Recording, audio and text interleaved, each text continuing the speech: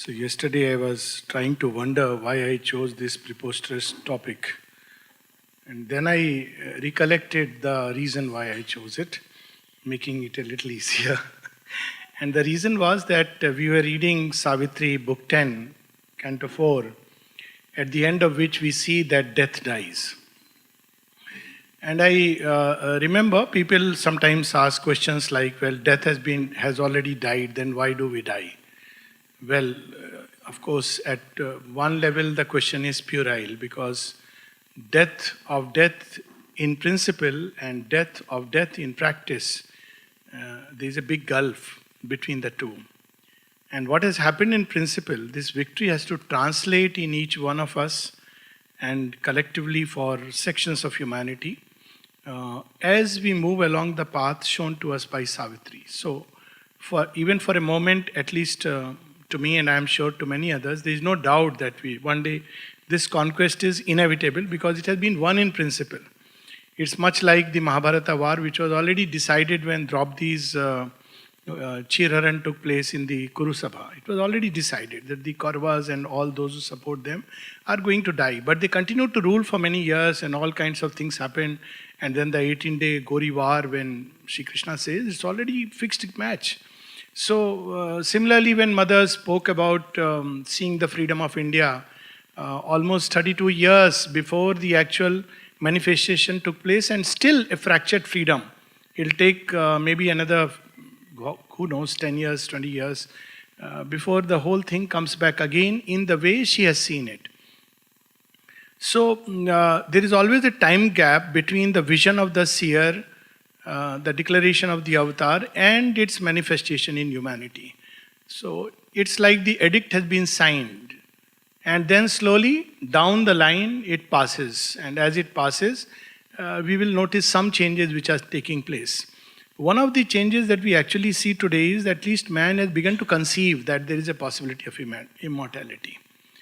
This is very interesting, and we'll come to it just in a moment. But before that, let us see what has been the effort of man towards in this direction. Man is an incorrigible seeker. See, unlike animals who accept their nature, human beings who say this is natural and that's how it is, it's not yet worthy of our humanity, because man is born to transcend nature, to master nature, to conquer nature, to even alter nature, all kinds of things. Because with humanity, this urge to conquer nature is born. So it marks our humanness. So we see that famous story of Yudhishthir, where he is asked by Yaksha, who is none else but the Lord of Death, as in the form of Dharma, who asks him which is the most surprising thing upon earth. And he says, in fact, not upon earth, Kimasharyam, it's just a moot question. So he says that every day we see people die and yet we believe that we are immortal. So as always, the story can be interpreted in different ways. One is a very illusionist way that, look here, everybody is going to die. Why do you want to seek immortality? So Yama came to just remind us, look, you are going to die. But the other sense, which is much more deep and profound and more instinct with what we normally wish and aspire for, is that we carry within us the sense of a secret immortality. That's how the life divine begins. Its very first sentence, revealing sentence about the human aspiration. What is it that we seek? Bliss, truth, the sense of a secret immortality, the Godhead within. This is freedom, this is man's urge. And he explores it in various ways. One of the ways, as we see in one of the earliest epics, I think it may be one of the earliest epic, the Sumerian story of Gilgamesh, where he is a superhero, not the Marvel comics, the original superhero, who actually strives for immortality when he sees his friend die. So he is moved by this idea of death exists, and he is a superhero. He is capable of great things. But he realizes that one day this body is going to die. So he tries various means through, it's a long epic of an adventure he undertakes to meet a sage who have survived the great flood, like our King Satyavrat. So he asks him that, I want to conquer death. Is it possible? You have conquered death, it seems. He says, well, but the condition is difficult. What is the condition? He said that, you have to keep awake for 6 days and 7 nights.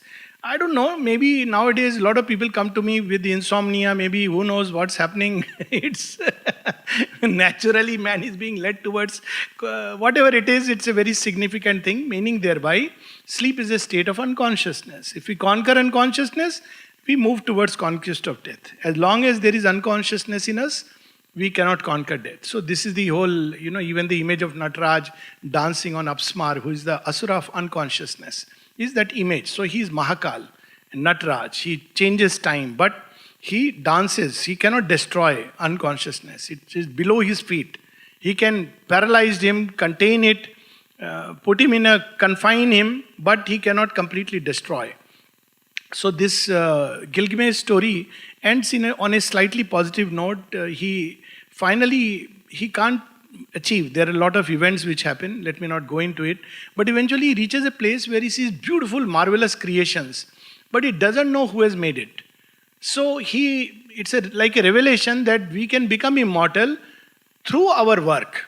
So that's the minimum immortality which, we all are aware of. Vyasa, Valmiki, Homer, Dante and Virgil and many others are immortal simply because of their work. They continue to live and be very real to us simply because of the kind of creative art. And so also with Michelangelo and Da Vinci and the wonderful architecture and the temples you see down all over the world, the paintings.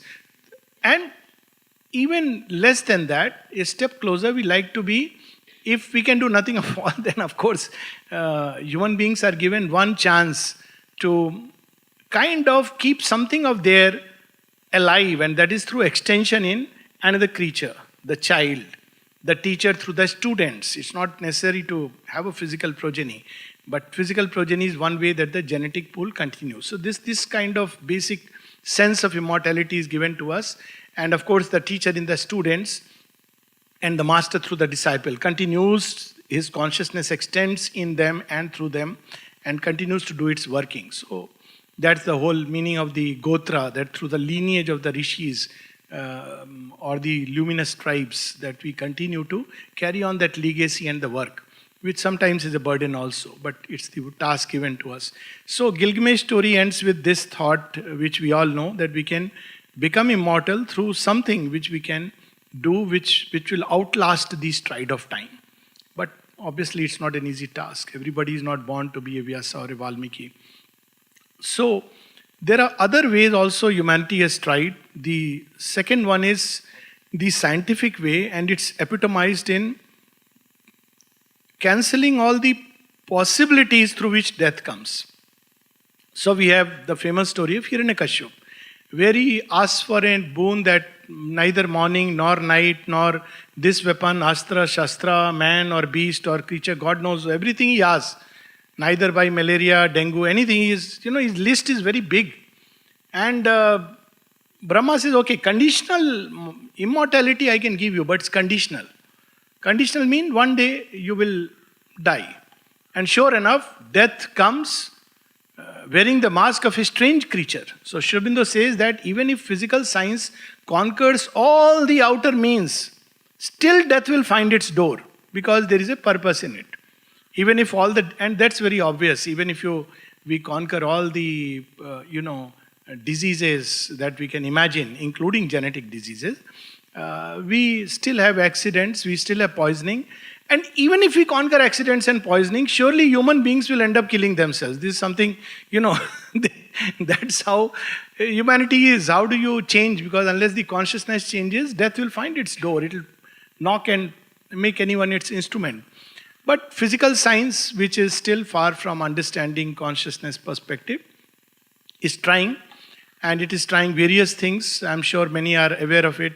For example, they are talking about cryogenics is old stuff, where you keep the dead body buried for a long time in extreme cold temperature, hoping one day you'll wake up, technology would be advanced and you can change things. Then people believe through organ transplantation, people can continue living. The third method, which is very fantastic, is that you can upload your mind into some machine. Yeah, these are serious things people are actually thinking. And then that mind can control any machine or any body or many bodies simultaneously. So it's like an information package. And just like you do in a computer or a chip, so it can be uploaded and downloaded. And it's not far from the realm of possibility that the day we know the mind and matter interface and how to take away this information and reboot it onto, maybe through AI, it's possible. It's not something impossible. There's also nanotechnology and many things in that direction which are taking place. But that is not the issue, because recently some WhatsApp was going, even 3 months back, some people can live for 150 years. Great going. Mother and Sri Aurobindo's vision is coming true. Well, it's more likely an Asuric idea of immortality, where you don't change inside. And it's dangerous. See, Ashwathama's immortality is a curse. Because imagine, one is immortal physically, but the consciousness is the same. Full of greed and anger and fear. Imagine a tyrant becoming immortal. What it will mean to earth and humanity. Imagine a person who is greedy becoming immortal physically. So that's not the direction in which eventually through which the real answer will come. But science will try it. And yet, just as the Lord brings good out of evil, some good will come out of it. One good is that at least man has begun to accept the possibility of immortality and pushing of age. This is a great good. Because very often the idea of number of years we live is fixed by it's like a norm, collectively. When I was a child, I remember 60 years is a retirement age. So, if you cross that, 65, 70 was considered a decent life. But if you go back into 50 years back, people who crossed 50 were regarded as someone, good. It's worth celebrating. But if you go back to the age of Mahabharata, 108 years old, Shri Krishna is fighting the battle and Arjuna is 70 with his Gandhi, he is fighting the battle. It was the norm. And tomorrow, maybe it's a question of shift in the mind that 100 years is normal. Now, once we have 100 years is normal, then we won't look at 110, but we'll look at 200. So that's how, our mind works. That's the Bata people know it very well. So when they price a chappal or shoe, they'll make it 199. Now ask them why, because 200 will look much. But 199 is okay. So there is a aspect of this science that once we begin to understand that, we are not genetically programmed for 85 or whatever, we can live longer. And invariably, the genes will begin to operate in that way. This is coming up more and more. And the second advantage of this scientific study will be that we will at least be able to prolong physical life. Now, prolonging physical life becomes necessary as a first step towards immortality. Because sometimes we need a long time to work out all the processes, and human lifespan is too brief. By 60, we get to know how to live. But it's too late. Mother says by 80, life blossoms. So, she could... She started this amazing project called Auroville. I often wonder that, look, only the divine can conceive like this, that in 1968, when physically she is 90, she could initiate a township. I am not aware of such a thing happening anywhere in the history of, entrepreneurship. And it's quite an example that she is starting something extremely new. And this idea has been sown long back when she was a child, but she nurtures it, keeps it, and at one point manifested. So this is one advantage of at least keeping this idea alive that man can conquer age and man can become immortal. This idea itself is wonderful. It should seize the collective imagination of the race. Then there is the third approach to immortality, which is, of course, the way that Sri Aurobindo eventually takes and brings it to its fulfillment. And it's the approach in the Vedas. Vedas, if we see what the Vedic rishis were actually seeking, it is immortality. Sri Aurobindo brings perfection. But perfection is something different. It's roundedness, not just immortality. Immortality is one angle. And there we find for the first time very luminous hints.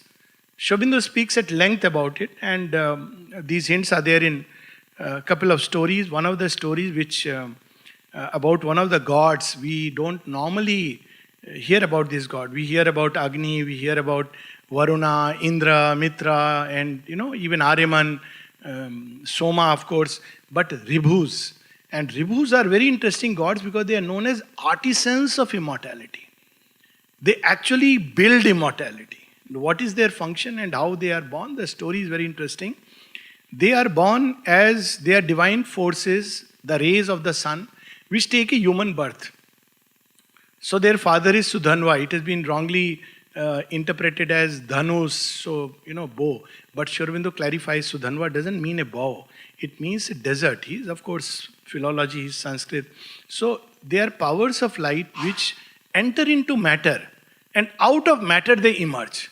So when the human mind arrives at a state of luminous mentality, the mind becomes filled with light. That is the time when actually the building of immortality starts. This is how the whole legend of Ribhu goes. And there are three brothers, Ribhu, Vibhu and Vaja. So they have a little different name, but they are all, different actions, but more or less they are regarded as Ribhus in general, in English. Or in English, Hindi also Ribhu means all the three. So one increases the luminous mentality, the knowledge aspect, but true knowledge, not an intellectual knowledge, but a knowledge which is formed by the inpouring of the light. A luminous mentality, the Gritam, the luminous mind is formed inside matter while one is born in a mortal way. And second, the Vibhu is, as the word indicates, all pervading. Then this, which is formed in the mind, it begins to work in the heart, in the nerves, in the life impulses, in the very body. And the third is Varja, where he brings plenitude, makes it increase more and more. So we don't stop at the rays, we climb further and further and reach up to the sun. So it's very interesting that these gods build chariots. It's a very amazing legend. They build horses for Indra, 2 horses. Indra is divine mind, but divine mind cannot directly act. So they have to build passage within the human brain and the system so that Indra can act. Otherwise, that force, if it acts within the human system, it will break down. We see in Savitri that repeatedly, even Ashupati is told and subsequently Savitri is told that, I am the inviolable ecstasy, I am that fire, but too immense my danger and my joy. Truth born too soon might break the imperfect earth.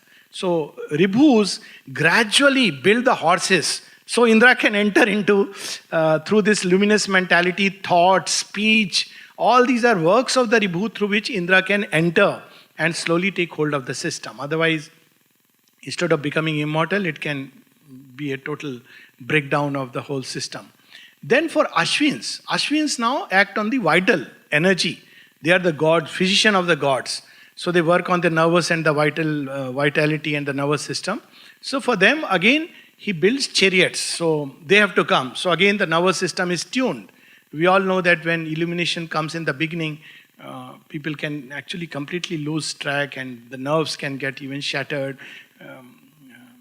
That's why, all yoga should be with like they give this warning, no? Danger sign. This may lead to breakdown. Sri Aurobindo is the only one who speaks about it. Otherwise, people say, come, I'll teach you yoga and, 7-day crash course and 14-day crash course. Obviously, in 14 days, all that we can get is probably some feel-good factor, a sense of well-being. But true yoga is a deeply engaging event, and of course, it's delight and it's danger, both, One has to accept the danger, then one gets the delight. So, Ribhus build that. Then again, they work for other gods, but their most interesting work is, which has practical bearing, because they are helping man. They are formed within humans and they help mankind to grow into light. So, the gods don't like it. They say human beings will become immortal, they'll become like us. So, you see, jealousy is not only found on earth. So, they try to, dissuade him, or various techniques they try. In the end, they give him a test. So, test is given by Twastra. Twastra is another god who builds all the forms. He says, you are artisans. So, I am your boss actually. So, you do one thing, I have 1 cup. You make 4 cups out of this. Very fascinating legend. If you can make 4 cups, perfect cups, then you can be one of the gods. So, Ribhus are born human, but they are become one of the gods. They take share of the prasadam, which is, offerings. So, but they have to pass this test. So, as the story goes, Ribhu makes 4 cups and perfect cups. So all of them say, very good. From 1 cup is given to Indra. Indra drinks his famous Soma. Then another to another god, Maruts, the Ashwin, and finally Twastri himself, and says, you have passed the test, 100 out of 100, and now you can be as the god. Now what are these 4 cups? Very interesting. Twastri first fashions the human body. All the bodies, material bodies. So it's something like Virat, what we have been reading in our... Virat is also known as Twastri in some of the legends. So he fashions the bodies. This is the first cup. But this cup cannot hold the wine of Ananda. So the test means just by the physical body, the physical man, the physical consciousness of man who is indulging only in the physical life, he's not ready. So actually it's not a test, but a deep legend. If you really want to build immortality, you must equally build in him other layers which can hold the wine. So the second cup is the vital, and the third cup is the mental, and the fourth is the causal. So all these must become vessels of that nectar. We have this story about nectar of immortality, the elixir which everybody is searching, though it is right inside us, the bliss. Shobindo, addresses Savitri, the Divine Mother, this way. O bliss, whoever dwellest deep hid within, while men seek the outside and never find. Meaning thereby, as long as we are seeking pleasures outside, we are not a candidate for this elixir. So this is the first non-starter. Like they have these tests nowadays, all these singing, song and dance competitions. So the people come at the first level rejected. So you are seeking pleasure, forget about it. Come later on, next season you can come. So that way. And why it's rejected? Not because God is a sadist. We don't understand the plan. But pleasure means we don't need a strong nervous system to experience pleasure and thrill. Already nature has built it. Animals can feel pleasure, thrill, momentary thrills. So we need a strong nervous system, body and mind to drink the soma. Otherwise the body will break down. So in the Vedas it is described, this elixir of immortality is soma.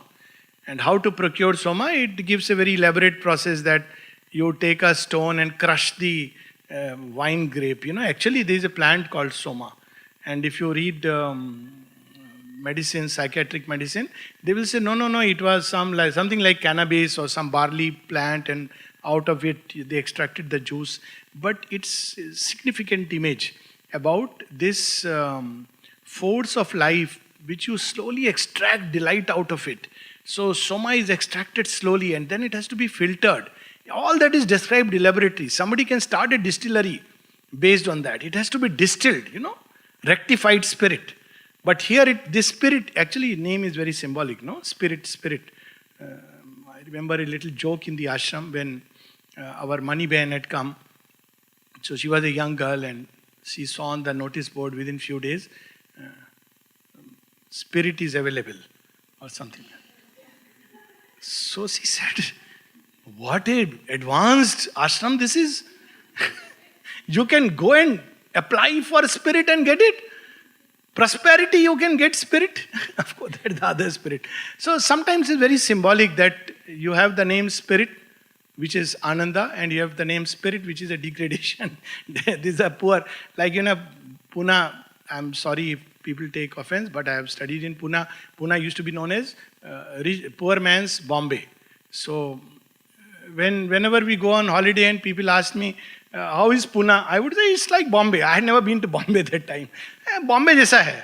Not knowing that Bombay is very different, Actually, Pune is better, if you ask me. So this is a poor man's substitute because he cannot do all this. Even people who are addicts are actually seeking for that. And it's extremely deficient. Vitamin B, bliss, not vitamin B of that B12 fame. And vitamin L, love, which brings Ananda. They are missing in human system. So people seek it through all these means. So this, when the filter is actually again the mind, the luminous mind, which lets it strain step by step. It must come through the mind. If it acts directly on the body without this filtration, it can create chaos in the system. So it's trained and then it comes. So Soma, how does it help to prepare the patra? And it shows beautifully the God's scheme of things.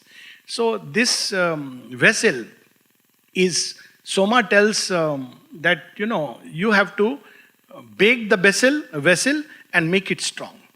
Then you can pour Soma into it. So what is this baking the vessel? It's applying heat. It must be heated. And the only two ways that heat is generated in the human system. Either when he faces obstacles to his desires, when you have all these anger and frustration, this is a very lower way. Meaning thereby by suffering. Through constant suffering over a long time, the patram becomes ready. Or the simpler way, through the heat of tapas. And it is tapas, when it bakes the vessel, then it becomes strong. So these are the two routes that mankind can choose if he wants to be a candidate for Ananda. Now it has many interesting ramifications. It means if life has never been touched by pain, means we are still in the discarded lot. Not yet picked up for Ananda. So it can mean that. It also means the greater the suffering, the greater the Ananda which is being prepared. Nice food is being cooked. We just need to wait. What it does not mean is that we should seek suffering to get Ananda. That it doesn't work like that. Shobindu says that, don't worry, it will come as your share. Don't seek it. That is something perverse. But if we allow, that's why experiences of life, that's how in fact the Vedas say, that human beings should go through experiences of life because they make the patra ready. How do experiences of life make him ready? Because you experience suffering. It's so strange. When mother was asked that, when we encounter human love, what we should do? She says, go through it. That is the best preparation. You will discover what it means and you will be ready for that delight. Of course, he says there is another way to go through it, by loving in the true way, without expectations, without anything. Then you will touch the core of divine love. So there are two approaches to making this jar ready. Jar here is the physical body, the mind, the heart. One is to go through suffering, school of suffering. So all this theory about karma and all this goes into the dustbin, the way we understand. There is no God as judge sitting out there with his carrot and rod in his, one hand carrot and the other hand rod, and constantly condemning us or ticking the right boxes and the wrong boxes. Obviously, even human beings are more compassionate. But if he allows us to go through suffering, that's what we are reading also. Death is a mask. It's only because he loves us intensely. Even if he created hell, like Dante said, if he created hell, he must have created out of hell, out of love. And Sri Aurobindo immortalizes Dante in one of his aphorisms. He says Dante was more right when he said that if he created hell, it must be an act of my beloved, because he knows, he loves us perfectly. And it's a process of purification. So when we look at life like this, we are very happy that whatever we may be going through, at the end of the 13-year Vanvas of the Pandavas and the Gori war, there is ultimately Krishna and the Gita and the kingdom. So this is the, of course, not the outer kingdom, but the inner conquest. So we have to go through life, and that's why equanimity, endurance, all these are process of yoga derived from this Vedic truth, that we have to prepare ourselves. Second is by the tapas, by the power of Agni. So now, apart from Ribhu and Soma, the third God who comes in the Veda, who is actually the first, is Agni. Because Vedas don't want us to go through suffering. The Vedic rishis don't want us to go through that. So they invoke Agni as the first Deva. You come. And what does Agni do? He is, as the name suggests, Ag. He makes us move forward. What does he do? He is like a shining flame. He builds the luminous mentality. What does he do? He purifies the lower nature. He throws away the dross, burns it away. So this fire of aspiration, in our yoga we call it the fire of aspiration. It's the divine will, divine energy. And there are three places where this divine energy is there. And with it is the power to conquer death. It can really shape the vessel for the Ananda. So one place is in matter, below matter. And actually if we see pure physics, Actually, you cannot destroy matter. We destroy forms. We don't destroy matter. It changes into energy, it can take another form. Matter is indestructible because in matter is the divine energy which is at the base, which takes various forms. At the last, it takes the form of material energy. So it's the home of the fire. You can't destroy it. And it's such an intense fire. Sri Aurobindo speaks of that. And all those who practice Kundalini Yoga know it, that when this energy awakens from matter, from the depths of matter, it's described in the Vedas in various ways. The rock is stone and this energy rises. It can again throw the system out of gear. In this yoga also it is awakened, but from upside down movement. So this is important, that the center should open, and matter and material consciousness and physical body should be able to bear the descent of this tremendous will and energy and power and light of the divine. The second place where we find this alchemist energy, or the philosopher's stone, as it is called in Greek yoga, is in the center of the heart, in the cave. So this must be awakened, and the flame of aspiration prepares the nature. And this flame, as it spreads into the mind, it brings spontaneous wideness and plasticity. In the heart, it makes the heart wide and ready for the sweetness and love of the divine. It destroys selfishness. All our nature spontaneously tunes to God. All emotions gave themselves to God. That's a beautiful description how it works to create immortality within us. And we can actually see it in everyday life. See, we experience so many emotions. Anger and fear and all these things. Most of these emotions are transitory unless we are possessed by them. That's why when somebody is angry, the best thing to do is just to stay quiet. Don't argue. Wait for some time. Anger by its nature, unless the human being is completely, given in so badly that it's possessed by some force, otherwise it cannot last. By its nature, the human system, after a while, it goes away and then you feel bad. Unfortunately, it's too late sometimes, because an arrow, if it hurts the body, you can give tetanus injection and go and soothe it, put some soframycin. But arrows released through words can go very deep. But anger doesn't last very long. All these emotions, but there's one emotion which can last very, very long. It's the emotion of love. And if you make it true love, it can outlast time. That's how it's that capable. It can last beyond the changes, ups and downs of the body. Of course, this is not what, as Shelley said, not what men call love. But this energy, if it can be released from the heart by the working of this flame, the true love, it automatically cleanses things and it brings in that ability to sustain. It carries with it the immortalizing nectar. Love brings beatitude and love brings ananda. So if one is not happy, it means there is lack of love in life, psychologically. And this lack of love cannot be filled by something outside us. Because outside it becomes very temporary. Then we become dependent. We cling to some place, like all these people who go every day to the maikhana, to the bar, to drink that little bit of that, whatever it is, wine or beer or whatever.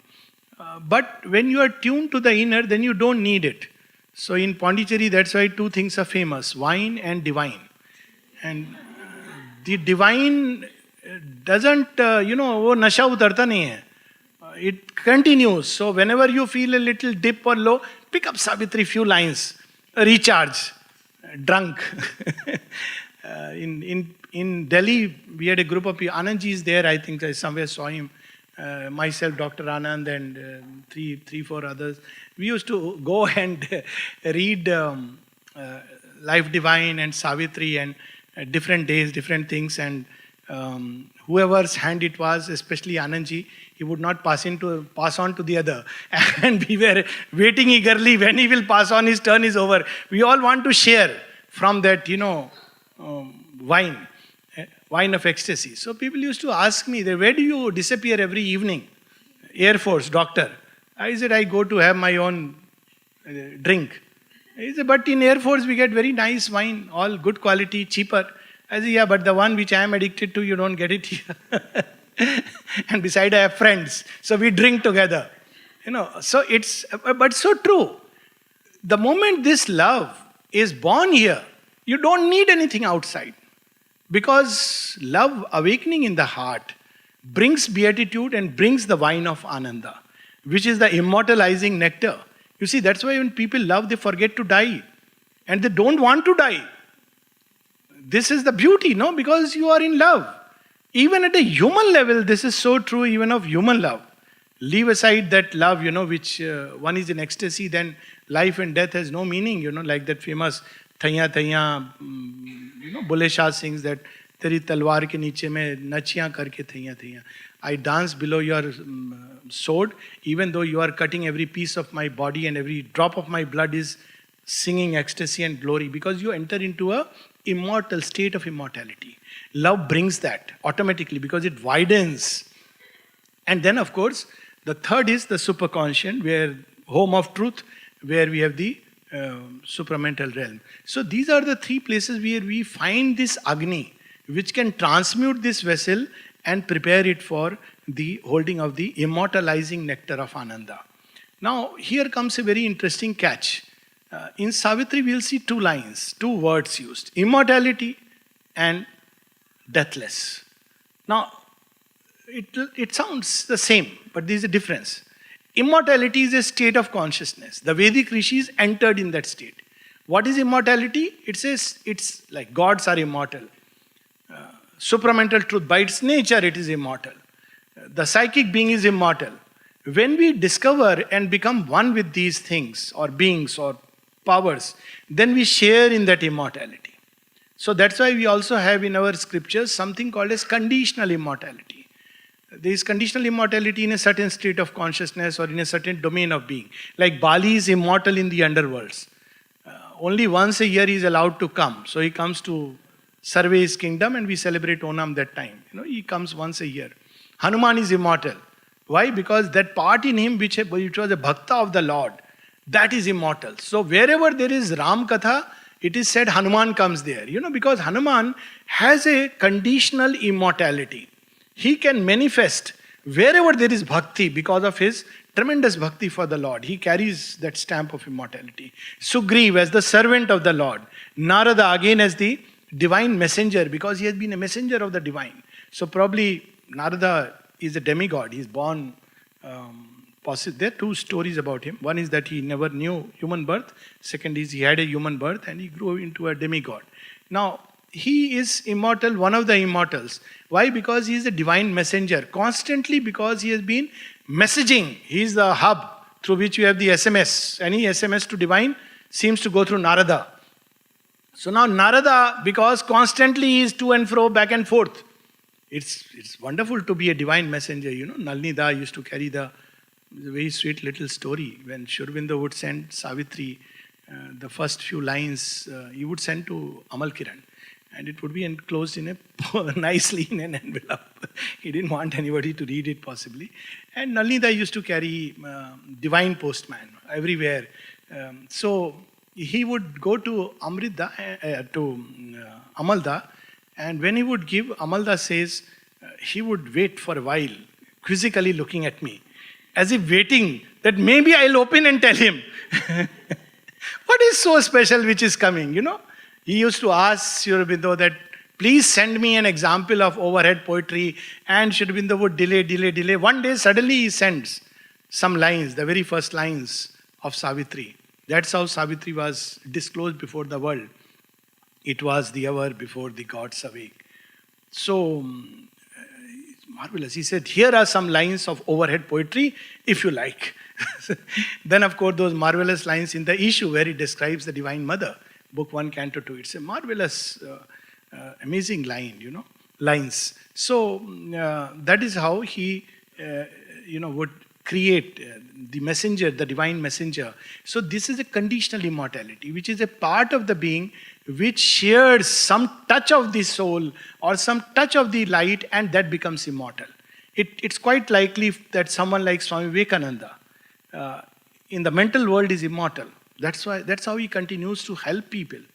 And Sri Aurobindo speaks of it when in the jails Swami Vivekananda came and projected and showed the way to supermind. So Sri Aurobindo was asked, was it the whole of Swami Vivekananda, his soul or what? So he clarified that it was a part of Swami Vivekananda. Most likely his mental part, because it was so open. And it would remain. Mother speaks of even the hands, Beethoven's hands, and hands of some great musicians, because they are so, those who have received the inspirations right from above or from the depth, they become so conscious, so much close to the soul element that they become almost immortal. And they would come to Mother when she would draw the celestial yearnings and the higher notes. These hands would come and say, please, please allow us to play through you, because it's a great glory. And she would accommodate that, okay, fine, you are allowed. When she would play the organ music, it was manifold action. So there is another aspect of it, that there is a conditional immortality, which is like a mental personality. We have this example of Amrita, who when he left the body, he asked the mother that I want to continue, my vital to continue and help others. So he did want to merge in that. Pavitrada, fully available with the mother. And she says that sometime when someone comes with some mathematical issues, he's there, very keen to, speak. So there are various kinds of immortality which are possible when this divine energy, this divine will, this Agni begins to touch and shape the vessel. Depends upon which part is open. Usually it is the mind, as we see in the Vedas, the Ribhus and all of them, they first work and create a luminous mentality. So Indra has to work. But the last immortality, the physical, that is the ultimate. It cannot come just by scientific manipulation. It's the final conquest. And it is important. Why it is important? Because it is the final stamp of the spirit's victory over matter. So we should not be satisfied only with that immortality, which is an immortal state of consciousness. In that state, seers can exist. There is quite likely there are some seers or Mahatmas who continue to live and guide. Mother herself says that, it was very easy. Immortality, both of us could easily enter into that state of consciousness. But the final conquest over matter can only come when we understand what is the deathless state. And she speaks of that. The deathless state, she says, normally body also has a mechanism of not immortality but quasi-immortality. Cells keep on changing. They mutate, bring out new cells. Then the old ones die. So this is the way it continues. So there is a constant change which is taking place in the cells. But as we advance, the soul grows. It becomes more and more difficult for the mind and heart, and especially the body, to follow this movement. It cannot. It begins to fall backwards. That's why sometimes this tremendous intensity of aspiration, you look at Swami Vivekananda, he, at 39, he left his body. What an intensity of aspiration. In 39, he did what people don't do in 39 lives, probably. And that's because that intensity and targeted laser-guided missile did his work and went back. So this is, it becomes difficult for the body to follow the movement of the progression. That's why some people who do all kinds of things, there used to be a politician some time back who died at 99. And I used to say this jokingly, because people say, oh, somebody lived so long, he must be a great sadhaka. I said, no, there is another one next door. He bears dark glasses, does everything possible in the world which you are not supposed to do. And he died at 99. Why? Because the body and mind are all in sync. There is no discomfort, there is no inability to bear. Everything is in sync. But when we begin to progress, then there is a pressure on the mind and heart and the body to progress. And if it doesn't, then there will be a crash landing. That's why the mother, we see that before the supramental manifestation, the amount of time she invested in the playground. She would go there and she said, you must do this regular physical workout so that the body cells, the body consciousness can begin to open and become ready to receive. Swami Vivekananda put it like this, that we need nerves of steel. And he often would say, it's not enough to read the Gita, must play football. Because otherwise, if the body is not ready to bear that Shakti, it will break down. So this is beautifully typified. And why the body doesn't move? Because behind the body is the subconscious. puts it in a cage. It doesn't allow the body to move forward. It's not that it doesn't want to move forward. It's a docile instrument, but subconscious will bind it by habit, will not allow it to move. So it is, holds it. This is there in the legend of Indra and Vritrasur. It's an amazing legend again because Vritrasur in different stories. If you read the Rig Vedas, if you read the Purana, at one point you will see him as an Asura. At another point you will see him as a fallen god, which is more likely because he is more likely to be a fallen god. He becomes one of the forces which is shown as a huge python who covers the city and drowns it in water. He holds all the waters. And Indra has to slay Vritrasur. But Vritrasur has all the impossible boons with him, and many gods even are also there, supporting, till finally, like the Angiras and the cows legend which we just shared a couple of days back, it has to be slain by by something which is neither made of metal or wood or etc. And that weapon Indra makes from the bones of Rishi Dadichi. He allows his body, because he's accumulated that tapas, by that energy of tapas, so he renounces realization in his own body to help humanity move forward. It's a story just like Sri Aurobindo. Of course, Sri Aurobindo is at a much higher and ultimate level. And with that weapon, Vajra, he slays this Asura. And then all the waters are released. So the last bit, which is the battle in the physical, it's not just the physical. It is the subconscious habit. And if you look at the mother's yoga of the cells repeatedly, that's why she was doing it for us. Even otherwise, mother's mission was complete in 1956. She could have just allowed time to unfold, and 1,000 years, 2,000 years, ultimately, Supermind is bound to conquer. But she wanted to make it easy for us. After all, mother. So she took the yoga of the cells. And it's amazing how she says, she speaks to the group of cells. And they speak to her. At one point she says, what does it matter? It's fine. It doesn't matter if they go back into the universal pool, or if they, to the extent they are transformed. Then they start imploring to her, imploring. No, we are good guys, we want to change, please. That's why she held on to the body, and at one place she says, if you think I am here in this body because I am attached, you are mistaken. Some people thought like that. And she was constantly, because she didn't want any cells which had even the little aspiration to be left behind, because she is mother. And of course, in the final act, whatever could be was integrated into the physical transformation, and the rest was left behind. This is another part of the story, and we need not get into it right now, though I have shared my thoughts on it in other places, what happened on 17th November. But essentially, this is a long process, organ after organ. So this is another kind of organ replacement. Not the organ replacement of, okay, my knee, I will implant a knee, my heart transplant. No, it's another kind of transplant. And it is a process. So when the mind is being transplanted, or the head is being transplanted, one can develop various kinds of symptoms, physical symptoms. Giddiness, headache, depending on the resistances, wobbling of the head. Again, please quote unquote, don't quote me, that otherwise medical degree will be in jeopardy, okay? There are medical causes also. So please, with caution. But it happens. The nervous system cannot take it. She speaks about what is called as Parkinsonism. How the different parts become autonomous. Then the heart can start throwing up with palpitations, increased heartbeats, all kinds of things. Blankness is in the mind. All this can happen because the light and the power is working. Of course, the line between deluding oneself about physical transformation and the real thing is thin. But what is important is, for us, it's very easy. We have to keep offering whatever is happening. But it's good to understand how it is going to eventually happen. And one has to go through this process when different parts of our body and being will go through what may look like an abnormality of function, because they are being changed, and eventually the change will take place. So it is like an organ transplantation inside.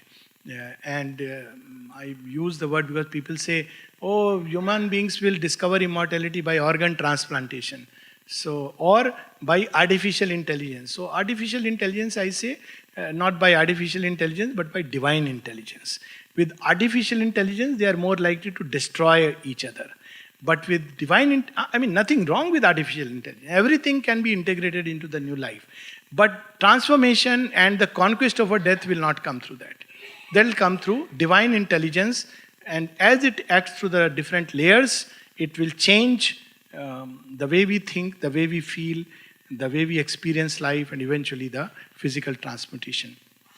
I am running short of time. I had number of passages, but I'll read only one passage, which is about the actual conquest over death. The last bit is very powerful, and we'll just read that. It's, where is it? Here it is, yeah. Yeah, so this is, of course, Book 10, Canto 4. So this whole process of transformation is, and all that we have been speaking of has been given in just about a page or two. So this death is what? It is the denial of this possibility. Denial of divinization of life, not the possibility of physical immortality. But the possibility that divine manifestation can take place in matter on a physical basis, death denies. And how it starts? It starts by denial of divine itself. There is no divine, forget about divinizing matter. Then doubts, maybe there is not. Then it concedes, yes, there is divine somewhere in the high heavens. But he's not bothered about, he is beyond all your strivings, your pantings of the heart. He doesn't care about human love, human grief. If you want, go there. It plays all kinds of game. It brings despair. It will not allow. Till the last minute it doesn't concede. What it finally concedes? To power. But look at it. In Savitri, power is revealed to death in the end. Again, first comes knowledge. So we have Ribhus, the artisans, the knowledge must come. It must build in the brain the thought. It must build in the heart the ideal feelings, the love, the sweetness, the ananda must come here, be experienced here. It must build the nerves, make them nerves of steel. It must build in the body passages and grooves for the power to come in. That power is the supramental truth which he brings and gives to man. And to make this process safe, of course, Vedic rishis tried. We don't know how far they succeeded. Obviously, the physical transformation did not take place. That is evident. Otherwise, it is by nature a collective process to start with. It cannot be one person because it is about undoing a habit in the cells. It's like a species. We never hear about one fish changing into, the tadpole or the salamander. We don't hear about one monkey suddenly changing into a man. We hear about the 100th monkey. And a time comes when suddenly after the 100th monkey, number of little gorillas suddenly start speaking Aau and eventually Om. That's how it starts. Different places. So here also this will be like this. There will be groups of human beings who are aspiring. Maybe few, as mother saw in a vision, some people she saw in the ashram, some elsewhere, different places. No one place or geographical location can claim that, it is to us. Maybe few in Auroville, maybe few in ashram, maybe few here, there, everywhere. Maybe somebody just relaxing in Honolulu, who knows? Aspiration is not confined. And when this happens, a time will come when the 100th man is ready. And that's what Shubinda meant by saying 100 disciples. People took it very literally, saying, oh, now we have so many thousand. It's not. It's that 100th person in whom the aspiration has reached that point. And that's what she says, the deathless state cannot come because human physical body cannot hold the intensity of aspiration and love, which bring the transformation. And that we all know, how after a while, we just cannot. The old subconscious strings pull us back, or simply, as he describes, as fades a day, or simply because we get tired, or very simply the mobile is on and you feel that, some near and dear one is calling 100 ways of getting pulled back, because it's very difficult to sustain this intensity of aspiration, even if no one is there. People often think that by shutting themselves off from work and world, they can carry on yoga. It's a delusion. Very simply, nobody can continuously meditate. It's impossible. So what will happen? Sometime you will meditate. After that, empty mind is a devil's workshop. So you will be meditating and become a saintly person, if at all, for half an hour, and 23 hours you will be like a little devil who is jumping. So work is the purifier. That's why the balance is required. To try thinking, oh, Shur Bindu was inside and yoga is all inside. Yes, inside, it is inside. But this inside is not excluded from outside. That's why he speaks about an all-inclusive path where you pick up work, but do it with the inner state, getting rid of the ego and self and doership. It's the whole path of yoga. We are all aware of that. So it tries to pull till the last moment, and slowly knowledge dawns. So just like the Ribu's building, we see death is getting transformed, step by step by step. Ultimately it says, okay, I'm convinced, but show me your power. That's the penultimate stage. That's when the descending force, it begins to enter into the system. And what it does, death has to eventually go, but it doesn't give up so easily. So that's part we'll read. Page 666. The last line, 666. See, it's an interesting number. I want to say whose number it is, but now Savitri has immortalized it, because that's the place when Savitri tells death, who you are. You have served my purpose. Death is the spur towards immortality. Look at it. Because death is there, man seeks immortality. We are not satisfied with comfort zone. We want to build, create all things because death is there. Other is the mystery. So she reveals to death, thou art his spur, not the last line now, a little above. Thou art my shadow and my instrument. I have given thee thy awful shape of dread and the sharp sword of terror and grief and pain, to force the soul of man to struggle for light. On page 666, it's somewhere on the middle. On the brevity of his half-conscious days. She is revealing now the secret. It's not there. Even Vedas speak of Indra and Vritra and all these, but they don't reveal this deeper secret. There are hints, as I said, Purvadeva and all, but thou art his spur to greatness in his works. The first one which we spoke about, Gilgamesh. Because death is there, we want to create something. And if we can do nothing, at least have a child who will carry our name. Now children are all failing us. And thanks to them that we are looking elsewhere. Gilgamesh time is over. We have to look for. And why not? They have to discover their own life. They can't be just our extensions. They whip to his yearning for eternal bliss. If we are satisfied with children and grandchildren, forget about immortality. So death is a whip to lead us towards that state. His poignant need of immortality. Live, death, a while, be still my instrument. So it's very clear that, she has one in principle.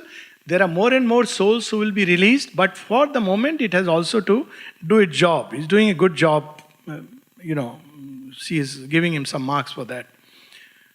One day, man too shall know thy fathomless heart of silence and the brooding peace of night, and grave obedience to eternal law. Krishna is wearing the mask of death, we were reading yesterday. But now, O timeless mightiness, stand aside and leave the path of my incarnate force. It's through and through the Divine Mother alone that the conquest will come. It's very clearly indicated in Savitri. You can't do the yoga. Okay, Vedic rishis did. I'll invoke Ribus through the mantras. All these stories we can understand and know the mantras. But the mandate is now with the Mother, the incarnate force. Relieve the radiant God from thy black mask. Release the soul of the world called Satyavan, freed from the clutch of pain and ignorance, that he may stand master of life and fate. So victory over death is the physical death, is the final sign of complete mastery over all the forces, the final victory of spirit over matter. Other than that, there is a victory where you stay calm inside, you have discovered the consciousness of immortality, and the mother speaks of that in Savitri when Savitri says, "Oh death, I have won over you." Why? Because I am not afraid and I don't tremble inside because I have discovered my immortality. But that's not it. So death resists. He tries to stand his ground. So we have to face this resistance of the inconscient, and the way is to open more and more to her. Then a time comes when the two opposed each other face to face. Next page, 667, and after 5-6 lines. His being like a huge fort of darkness towered. Around it, her light grew an ocean siege. People often ask me what is the difference between yoga in the world and yoga here in a space like Ashram and Auroville. So I say yes, both are there. The world is everywhere, the divine is everywhere, and if you want to call it the inconscient, the darkness is everywhere. But the difference is there, the divine is hidden inside, pressing to emerge. You are surrounded by darkness. Here, the darkness is confined. All around is light, pushing the darkness. So it's intolerable. It's very difficult. That's the difference. He has created a field like that. A while the shades survive, defying heaven. So we should not give up. We have to endure with faith. It may look for some time that nothing is happening, but something is happening like the chick inside the egg. Assailing in front, oppressing from above. It'll try all its tricks to, bring doubts and everything, but we have to go through that. A concrete mass of conscious power he bore, the tyranny of a divine desire. The divine touch is felt as tyranny and something like intolerance. So, originally intolerance is with the divine. So, we can't say, A pressure of intolerable force weighed on his unbowed head and stubborn breast. It leads to a lot of reactions in people. Some people develop stone-like resistance. Some people develop weird ideas. No, we don't need to go to Samadhi. In Ashram there are people. Because when you go, you feel that tremendous pressure. Oh, God is inside. Yes, but that's not how you are going to discover Samadhi. Something very concrete. It's an extra help. Of course He's inside. But if that was the only truth, there was no need for Samadhi. Sri Aurobindo may have said, well, you don't need to worship a body, but Mother has said, the material envelope for Master, it's something like a radiant Yagnavedi. Niruddha has put it so beautifully. It's like 1,000 tongues of fire which are leaping from it. So all kinds of tricks it plays. And then what happens? Light like a burning tongue licked up his thoughts. See, the mind. All doubts vanish. And then light was a luminous torture in his heart. Vidyanti, hridgranthi, shidyanti, sarvasansaya. All the doubts vanish from the heart, and the heart becomes a wide and plastic vessel. So we come back to this last part of deathless state. He says what is needed is wideness, plasticity, and strength. So she says then only you can contain this ananda, this love, and this aspiration. So when it increases, aspiration increases, and we can't bear it. We must make the patram wide. Upgraded version. If we instead become more and more narrow in the idea that we must become now advanced sadhaks. So advanced sadhaks means he's confined to a room, doesn't see anyone. Now that's dangerous sadhak because he's shutting inside an ego and thinking that instead we have to widen. So wide that we see the divine everywhere. Vasudevam sarvamiti samahatma cha durlabha. That's how Sri Aurobindo's yoga of transformation starts. That's the fundamental truth. So luminous torture in his heart. Light coursed, a splendid agony through his nerves. So next time the nerves pain, please don't blame it on vitamin B12 and the latest fad vitamin D. Please take a course of divine love and a little sip of the draught of Ananda and mast okay, the nerves will after some time they'll say his fellow is not getting affected by my pains. So he'll leave us. That death he resists for a long time. His darkness muttered, perishing in her blaze. Her mastering word commanded every limb. The vibration, the word, the speech, the power. That's why reading Savitri is to do yoga, the mastering word. And left no room for his enormous will. that seemed pushed out into some helpless space and could no more re-enter but left him void. But there is still a but. It tries to call back the night, the forbidden joys, old ways, old consciousness, some pretext or the other. So what he does next? He called to night, but she fell shuddering back. He called to hell, but sullenly it retired. It will try its tricks. So it begins to draw from the subconscious and the inconscient to topple. But we have to just walk with endurance and faith. He turned to the subconscious for support from which he was born, his vast sustaining self. It drew him back towards boundless vacancy, as if by himself to swallow up himself. He called to his strength, but it refused his call. Everybody knows that how in this yoga, things which seemed so natural become impossible at a point of time. Only we should not say, now I am out of it. That is boasting. But it becomes impossible because that's how the grace works. His strength fails, the strength of darkness. His body was eaten up by light, his spirit devoured. At last, he knew defeat inevitable and left crumbling the shape that he had worn, abandoning hope to make man's soul his prey, and forced to be mortal the immortal spirit. Afar he fled, shunning her dreadful touch, and refuge took in the retreating night. So we'll stop here. Thank you so much.